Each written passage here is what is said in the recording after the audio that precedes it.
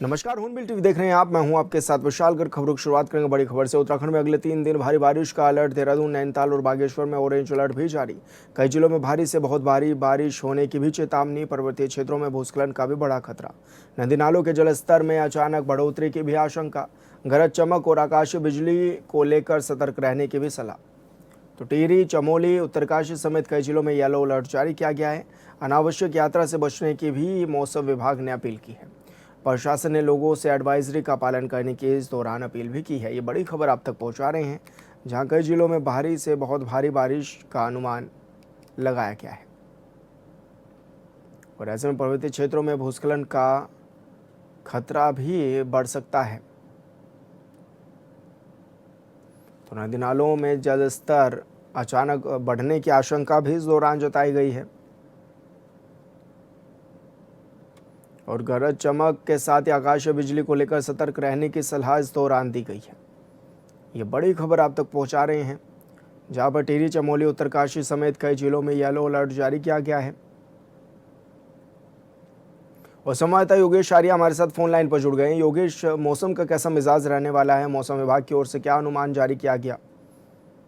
देखिए विशाल, जिस तरह से उत्तराखंड का मौसम का मिजाज जो है वो लगातार बदलता हुआ नजर आ रहा है और आज से ये माना जा रहा है कि 3 दिन के लिए हाई अलर्ट पर रहेगा और ऐसे में भारी से भारी बारिश जो है होगी, इसका अनुमान जो है मौसम विभाग ने जताया है। और मौसम विभाग ने सीधे तौर पर देहरादून, नैनीताल और बागेश्वर जिलों के लिए ऑरेंज अलर्ट जारी किया है। इसके अलावा अगर येलो अलर्ट की बात करें तो हम टिहरी, उत्तरकाशी के लिए येलो अलर्ट जारी किया है। और सीधे तौर पर अगर देखें तो पर्वतीय क्षेत्रों से लेकर मैदानी इलाकों तक बारिश का जो क्रम है वो देखने को मिलेगा और इसी के चलते जो है लगातार अनावश्यक रूप से यात्रा करने से बचने की अपील जो है वो भी लगातार जो है मौसम विभाग की ओर से की जा रही है कि अनावश्यक यात्रा करने से जो है लोग बचे। और जो चारधाम पर आ रहे हैं उनको भी जो है लगातार अपडेट दी जा रही है कि जहां पर 7 संवेदनशील जो स्पॉट्स हैं वो घोषित किए गए हैं, उन पर जो है सावधानी बरतें।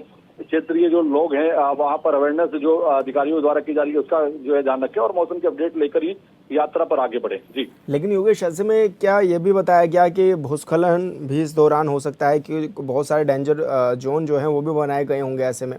और ऐसे में क्योंकि ये भी देखा जा सकता है कि थोड़ी सी बरसात में जलभराव की स्थिति भी हो जाती है, नदी नाले उफान पर आ जाते हैं, उसको लेकर के क्या कुछ अभी अपडेट मिल पा रहा है?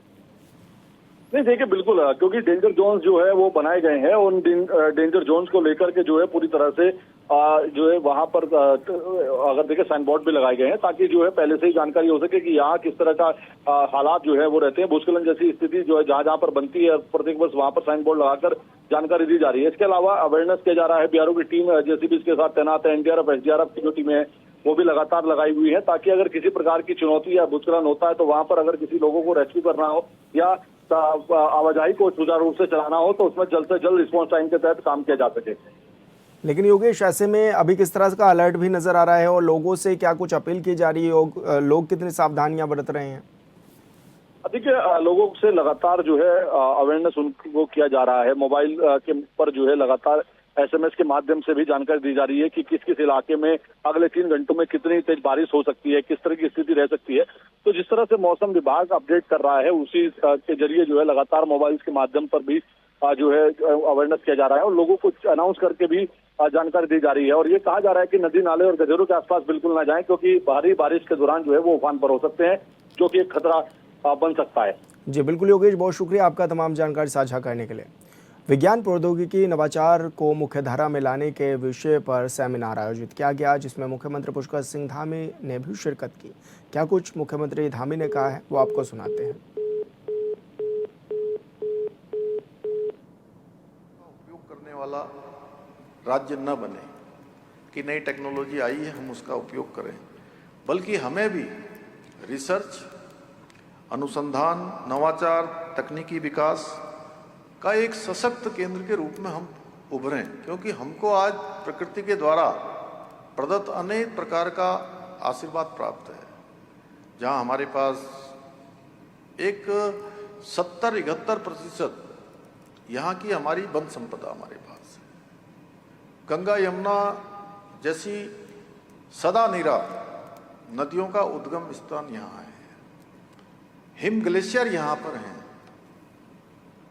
एक से एक देव स्थान है, इतने सारे जल के स्रोत हैं। गंगा यमुना जैसी अनेक नदियां जो वर्ष भर लोगों को जल और जीवन देने का काम करती हैं। और मैं कहता हूं, जब भी मैं कभी किन्हीं स्थानों पर गया हूं तो लोग मुझे पूछते हैं कि भाई वहां पर कितने डेस्टिनेशन हैं पवन जी। आप जैसे जो हमारे बहुत सारे अच्छे लिखने वाले हैं, अच्छे गुणने वाले हैं, लिखना अलग बात है, गुणना अलग बात है। तो तब मैं उनसे कहता हूं कि आप कितने स्थान जानते हैं हमारे राज्य के। वो कहते हैं हम कुछ स्थान जानते हैं, देहरादून जानते हैं, हरिद्वार जानते हैं, ऋषिकेश जानते हैं। कुछ लोग चक्राता की बात करेंगे, कुछ औली की बात करेंगे, कुछ हमारे हरसिल की बात करेंगे। उधर चले जाओ तो नैनीताल, रामनगर, मुंशियारी, कौसानी, बेरीनाग, और देव स्थानों की बात करेंगे तो चार धामों की बात करेंगे, हेमकुंड की बात करेंगे। उधर जाएंगे तो आप पूर्णागिरी की बात करेंगे, जागेश्वर धाम की बात करेंगे, आदि कैलाश की बात करेंगे, गिरजिया माता का स्थान है रामनगर में, वहाँ की बात करेंगे, धारी देवी का नाम लेंगे, सुरकंडा मैया का नाम लेंगे। मैं कहता हूँ बस इतने ही, कितने गिन पाए आप? 50 भी नहीं हुए होंगे। ऐसे स्थान हमारे यहाँ हजारों हैं, और जिधर आप जाएंगे उधर आपको एक नया डेस्टिनेशन दिखाई देगा, नया स्थान दिखाई देगा। फिल्म डेस्टिनेशन वाले आते हैं हमारे पास, वेडिंग डेस्टिनेशन वाले आते हैं। हम कहते हैं कि आप जहां जाइए वहीं आपको एक नया डेस्टिनेशन दिखाई देगा। आपको फिल्म के लिए माहौल मिलेगा, आपको वेडिंग के लिए माहौल मिलेगा। अच्छा, यहाँ पर हर प्रकार से एक आध्यात्मिक वातावरण, सुकून देने वाला वातावरण, ऊर्जा से ओत-प्रोत वातावरण, और साथ में अच्छा पर्यावरण। इसीलिए हम कहते हैं कि हमारा यहाँ का जो मॉडल है वो कहते हैं इकोलॉजी, इकोनॉमी, और साथ में अब टेक्नोलॉजी, साथ में इनोवेशन। मैं मुन्ना भाई साहब ऐसा बोल रहे थे तो उनसे प्रेरित होकर ये सब बोलने लगा।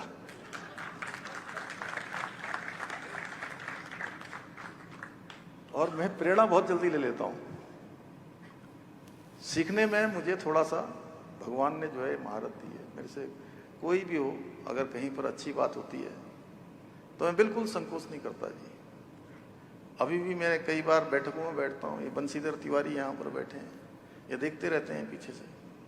मैं तुरंत पूछने लगता हूँ, अगर मेरे को कोई चीज़ समझ में नहीं आएगी तो बताइए जी। एक बार बाईपास करेंगे तो बार बार बाईपास होता चला जाएगा। क्यों शंकर भाई, आप तो बचपन से जानते हो। तो इस प्रकार से हमारे पास बहुत प्रकृति के द्वारा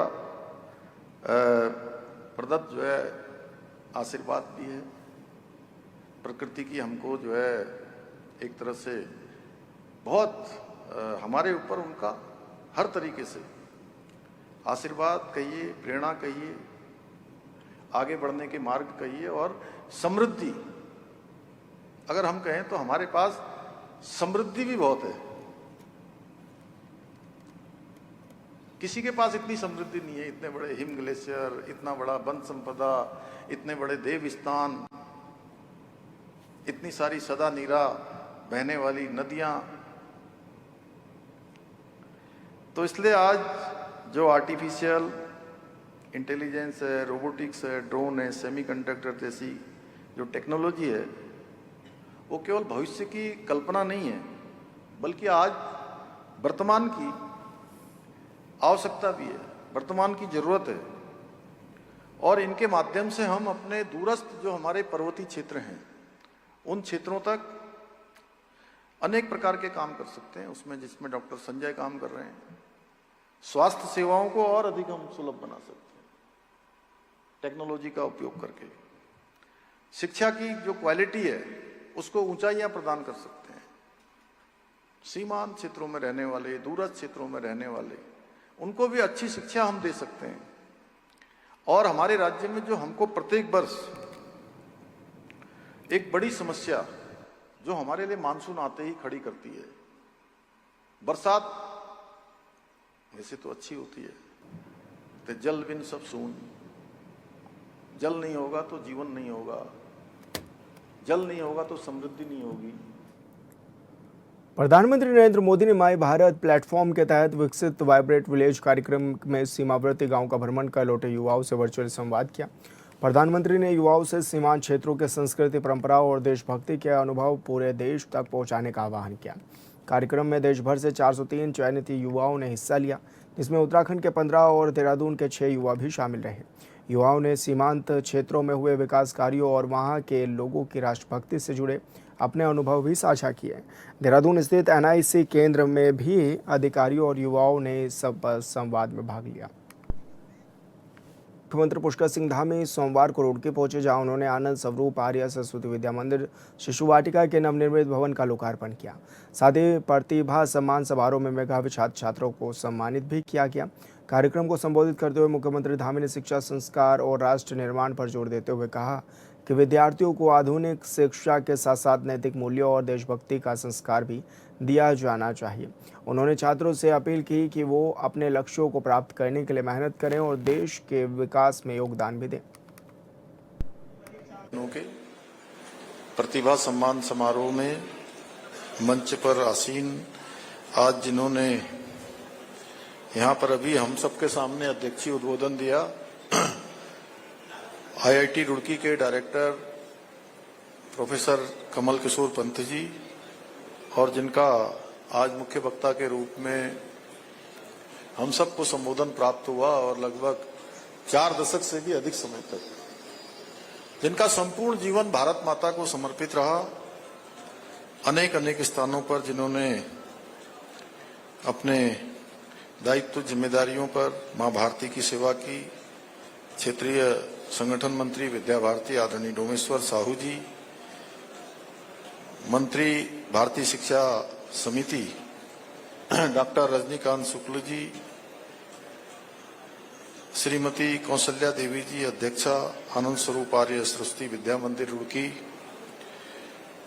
विजयपाल जी जिन्होंने इस कार्यक्रम का पूरा संयोजन किया, और आज का संचालन करने वाले मेरे बहुत पुराने मित्र जिनका बहुत बचपन से हमारा उनसे संबंध है, आदरणीय बंगवाल जी, और यहाँ बैठे हुए सामने कुलश्रेष्ठ जी, हमारे रजत जी, तमाम, और हमारे जिला पंचायत के अध्यक्ष जी, अन्य अतिथिगण, श्यामवीर जी, मधु जी, आदेश जी, हमारे जो है राकेश जी, अब मैं किस किस का नाम लूं, हमारी मेयर साहिबा भी हैं, अन्य महानुभाव भी हैं यहाँ पर, हमारे मलिक जी से लेकर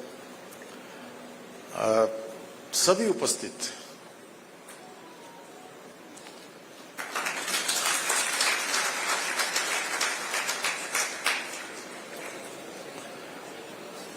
सभी अतिथिगण, माटी कला बोर्ड के अध्यक्ष भी हमारे हैं, अरविंद जी भी हैं, प्रमोद जी भी हैं, मैं सभी का एक एक का, जलद जी हमारे बहुत पुराने साथी हैं, हमारे शर्मा जी भी हैं, पवन जी भी हैं, अजीत जी भी हैं, दिनेश जी इसी के वो हैं, हमारे समिति में भी हैं, कौशिक जी हैं। अब मैं नाम नहीं लेता हूं, मैं कहता हूं कि मेष राशि से लेकर मीन राशि तक, क्योंकि रुड़की से मेरा बहुत पुराना संबंध रहा है और काफी यहाँ मैं आया गया हूँ, सभी से परिचय है, एक एक से व्यक्तिगत रूप से मिलना रहा है। तो सभी आए हुए अतिथिगण, सभी अभिभावकगण और सभी हमारे आचार्यगण, सभी हमारे शिक्षकगण, शिक्षिकाएं, और जिनके निमित्त आज ये कार्यक्रम यहाँ पर आयोजित किया गया है। और मैं अपना सौभाग्य मानता हूं कि हर वर्ष मुझे जिसके बारे में अभी रजनीकांत जी ने यहाँ पर बहुत अच्छा रिपोर्ट कार्ड रखा, कि सच में मैं अपने को सौभाग्यशाली मानता हूं कि मुझे ऐसे भैया बहनों को सम्मानित करने का शुभ अवसर प्राप्त हो रहा है लगातार पिछले 3 वर्षों से। और जब उन्होंने आज यहाँ पर परसेंटेज बताई, जो परसेंटेज के हिसाब से 35% और 37%, आप सोचिए कि क्या अद्भुत रिजल्ट हमारे भैया बहनों का आया है। ऐसे सभी हमारे भैया बहन, मैं आज के इस कार्यक्रम में आप सभी का अपनी ओर से हृदय से स्वागत करता हूं, आप सबका अभिनंदन करता हूं। और हाई स्कूल और इंटरमीडिएट में जिन्होंने उत्कृष्ट प्रदर्शन किया है, जिनको यहाँ आज हमने सम्मानित किया है और जिनको हम लोग सम्मानित नहीं कर पाए, उनको भी उत्कृष्ट प्रदर्शन के लिए मैं अपनी ओर से हृदय से उन सबको बधाई देता हूं, शुभकामनाएं देता हूं।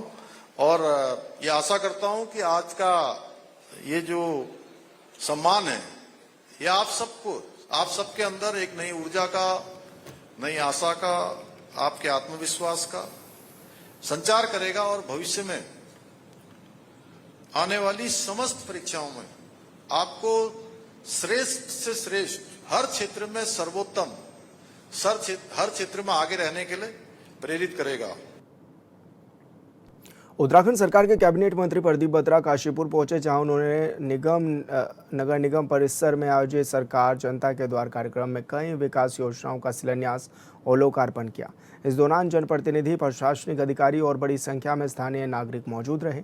कार्यक्रम के बाद कैबिनेट मंत्री ने जेल रोड स्थित निर्माणाधीन हाईटेक बहुमंजिला पार्किंग का भी निर्माण कर निर्माण कार्यों की प्रगति का जायजा लिया और अधिकारियों को अहम दिशा निर्देश भी इस दौरान दिए गए। काशीपुर नगर निगम में आना हुआ। हमारे साथ हमारे नगर निगम के मेयर दीपक बाली जी मौजूद हैं, हमारे साथ हमारे लोकप्रिय विधायक सीमा जी मौजूद हैं। यहाँ पर उपस्थित सभी पदाधिकारियों, सभी यहाँ काशीपुर के सम्मानित नागरिकगण उपस्थित हैं, महानुभाव उपस्थित हैं। सभी का एक बार पुनः धन्यवाद करता हूँ जो कार्यक्रम यहाँ पर उन्होंने आयोजित किया। और मैं समझता हूँ कि जिस दिन की सरकार द्वारा हर व्यक्ति को लाभ मिल रहा है और जो हमारा लक्ष्य है भारतीय जनता पार्टी का कि सरकारी योजनाओं का लाभ जो है हर व्यक्ति तक पहुँचे, तो उस पर हम लोग आगे बढ़ रहे हैं। देहरादून की पहचान रही दून बासमती की खुशबू एक बार फिर खेतों में लौटने लगी है। मुख्यमंत्री पुष्कर सिंह धामी के संकल्प और जिला प्रशासन की पहल से विलुप्त होती इस पारंपरिक धान की खेती को नया जीवन मिल रहा है। पिछले साल सफल ट्रायल के बाद इस बार जिले के करीब 160 किसानों ने 75 हेक्टेयर क्षेत्र में 2.2 दून बासमती की रोपाई शुरू कर दी है। प्रशासन का दावा है कि खेती के विस्तार के साथ ही किसानों को बेहतर बाजार, गुणवत्तापूर्वक बीज, टेस्टिंग और ब्रांडिंग की भी सुविधा दी जाएगी।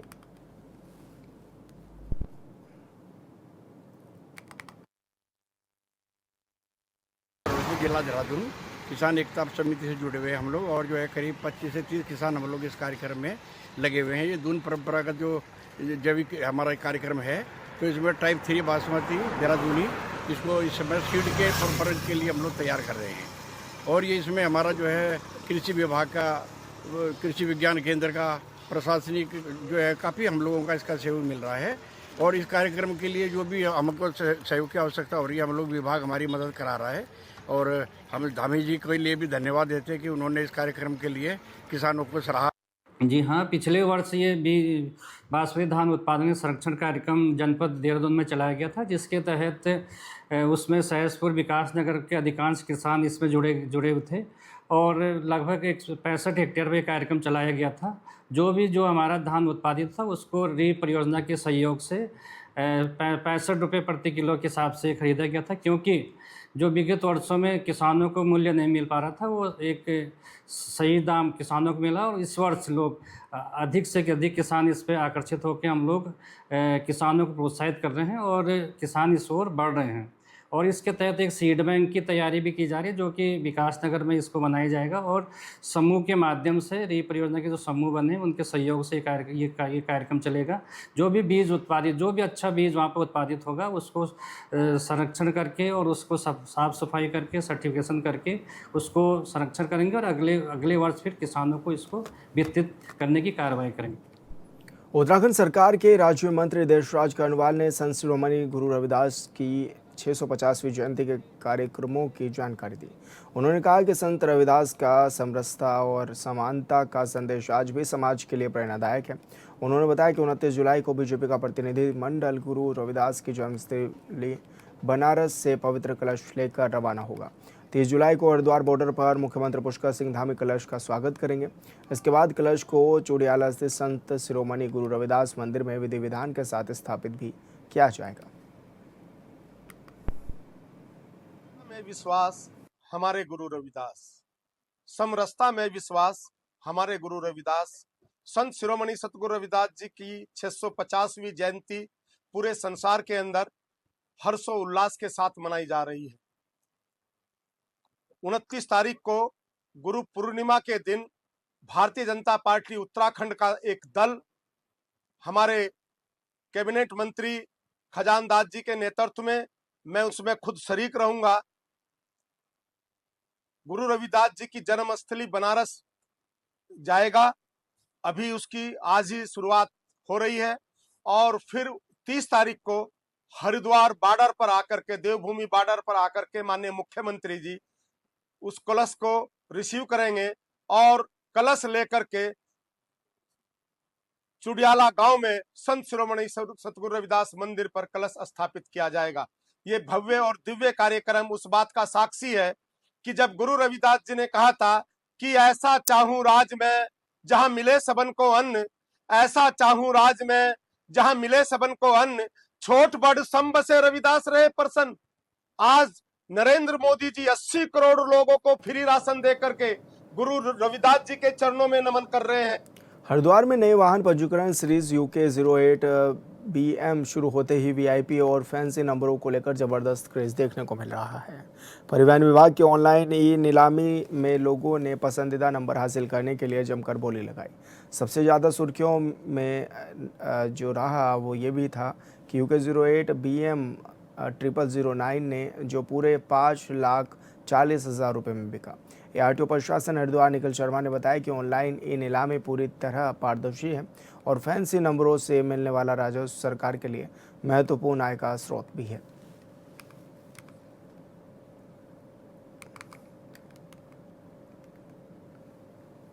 ऑक्शन की प्रक्रिया रहती है, जो हमारे ऑक्शन वाले नंबर्स होते हैं उनके लिए ऑनलाइन प्रक्रिया रहती है। वो प्रक्रिया जो है वो कल ख़त्म हुई। जब नई सीरीज़ खुली उसके बाद पहली बार जब ऑक्शन हुए तो वो कल हुआ है वो प्रोसेस कंप्लीट। तो उसमें देखा गया कि जो 9 नंबर है वो लगभग 5.4 लाख में बिका है और इसी तरह एक नंबर जो है वो लगभग 4.9 लाख में बिका है। इसी तरह से जो हमारे ऑक्शन वाले लगभग 1 से 9 तक जितने नंबर थे उन सभी की बिक्री इस ऑक्शन से हुई है। और फिलहाल इस बुलेटिन में मेरे साथ इतना ही। आप देखते रहिए हॉर्नबिल TV। नमस्कार।